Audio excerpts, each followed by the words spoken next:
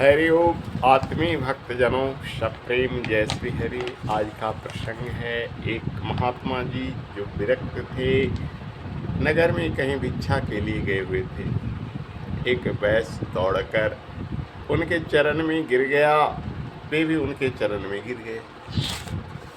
भक्त तो चरण में गिरते ही हैं, लेकिन साधु संत नहीं गिरते। लेकिन बड़ा अटपटा सा बोध कथा है, जरा ध्यान से सुनिएगा। वैश्य ने कहा, महाराज या क्या कर रहे हैं? महात्मा जी ने कहा, तुम क्या कर रहे हो? वैश्य ने कहा, मैं तो प्रणाम कर रहा हूँ आप जैसे महान विरक्त त्यागी को। महात्मा जी ने कहा, तुम तो हमसे भी बढ़कर त्यागी हो, ईश्वर हो, इसलिए हम तुम्हें प्रणाम कर रहे हैं।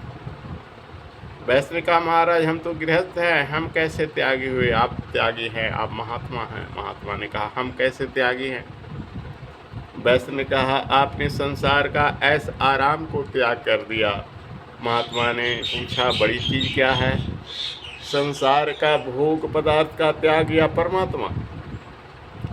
वैश्य ने कहा, बड़ा तो परमात्मा है। महात्मा ने कहा, तब तो तुम तो परमात्मा का त्याग कर दिया, इसलिए तुम बड़े त्यागी हो। हम तो विषय भोग का ही त्याग किए हैं, भगवान का भजन ध्यान तुम कुछ नहीं करते हो, तो इसे तो त्यागहीन कर दिया। अतः आप बड़े त्यागी हो और हम छोटे त्यागी हैं, इसलिए हम आपको प्रणाम कर रहे हैं। अब वैसे बड़ा लज्जित हुआ।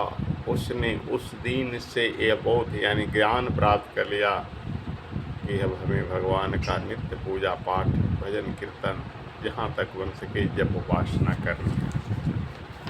हरि ओम।